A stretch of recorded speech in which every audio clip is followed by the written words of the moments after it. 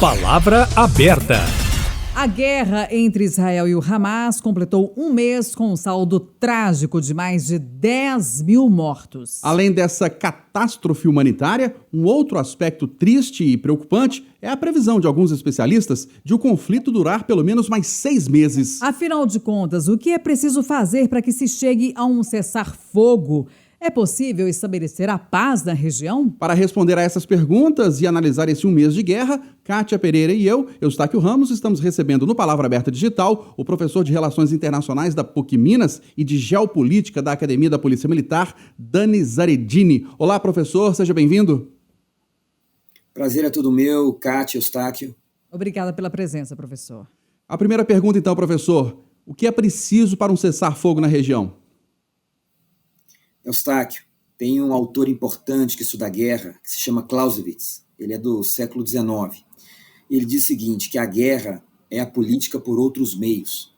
A questão hoje é que a guerra se tornou um elemento puramente político, tanto para Israel quanto para o Hamas. E o problema e o dilema é que Israel está numa situação muito complexa. Por quê? Porque se a guerra acaba como está, na perspectiva de Israel, eles percebem que o Hamas sai vitorioso politicamente da guerra. E é por isso que a guerra continua. E por isso que Israel e Estados Unidos evitam um cessar-fogo no momento a qualquer custo.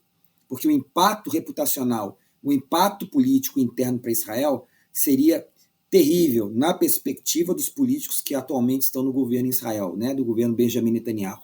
Então, eu vejo que dificilmente nós teremos um cessar-fogo nas próximas semanas.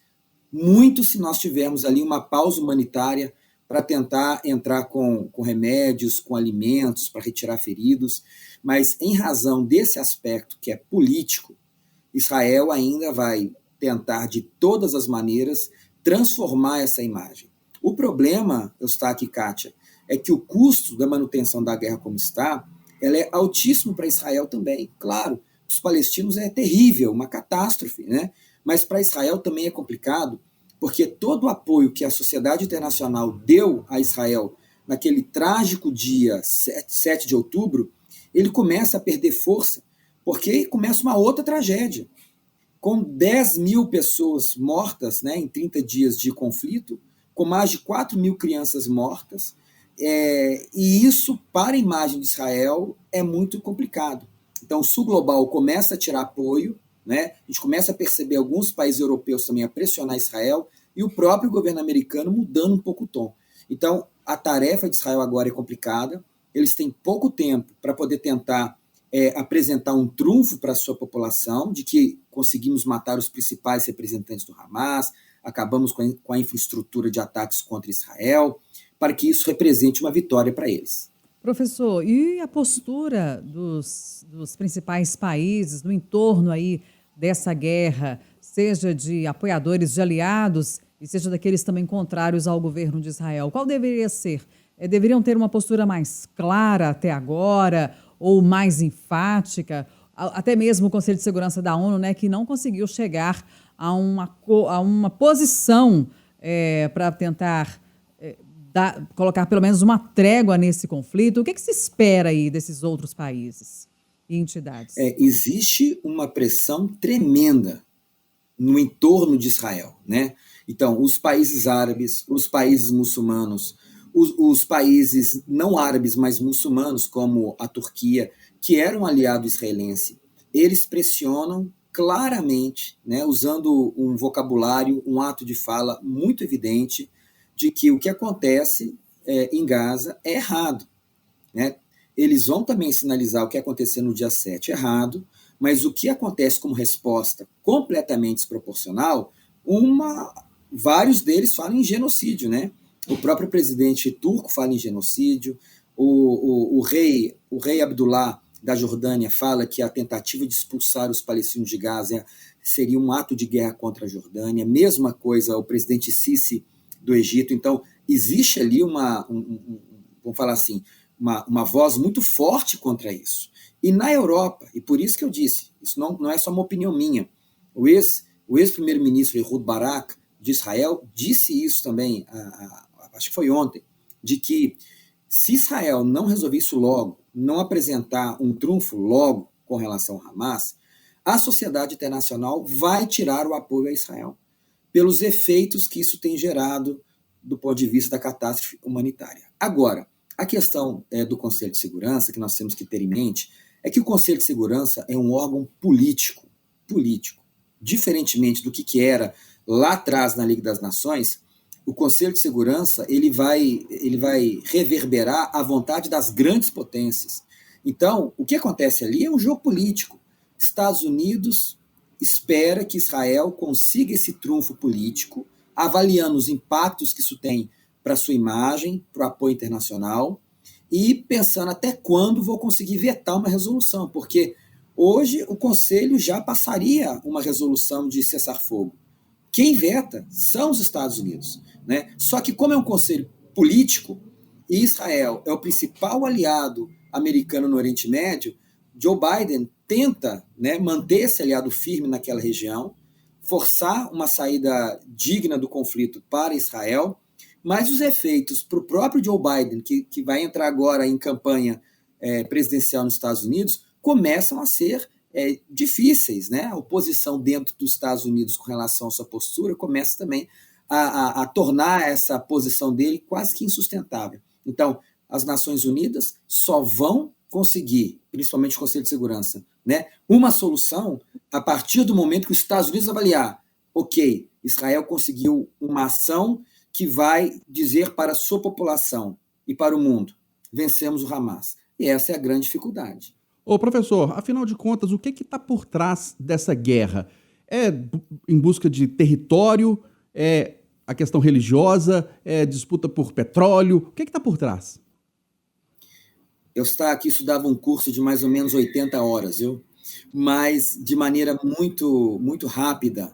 Eu falo 4 dimensões que explicam isso. A primeira dimensão, a ocupação prolongada de terra palestina por Israel.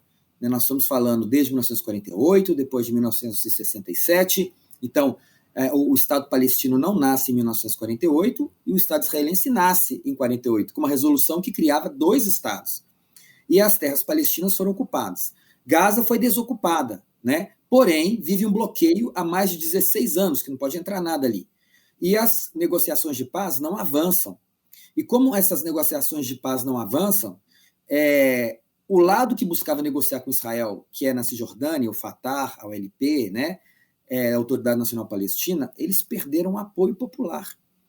E quem ganhou apoio popular foi quem disse: o diálogo não adianta com Israel, a diplomacia não adianta com Israel. A única forma de tentarmos tornarmos independente, acabarmos com a ocupação, é a partir da guerra e da violência. Então, para compreender o que acontece hoje, não adianta um olhar de momento. É necessário um olhar de processo histórico, 75 anos. Então, o problema é a ocupação, o problema é a radicalização dos dois lados, a radicalização de um partido palestino, que é o Hamas, mas a radicalização dos partidos de extrema-direita, que não aceitam negociar nada com os palestinos, como esse governo que está ali. Então, a questão não é assim, a disputa por um pedaço de terra. A questão é o direito de autodeterminação dos palestinos, né, de ter um Estado, e, ao mesmo tempo, as garantias para Israel de um Estado que quer segurança e paz para a sua população. Agora, eu vejo assim, isso só será possível a partir do momento que o Estado palestino e a solução de 2 estados foi implementada. Não tem outra solução. Agora, o que eu vejo assim, é um momento trágico, é um momento terrível, mas na história da região, as grandes transformações só ocorreram após guerras.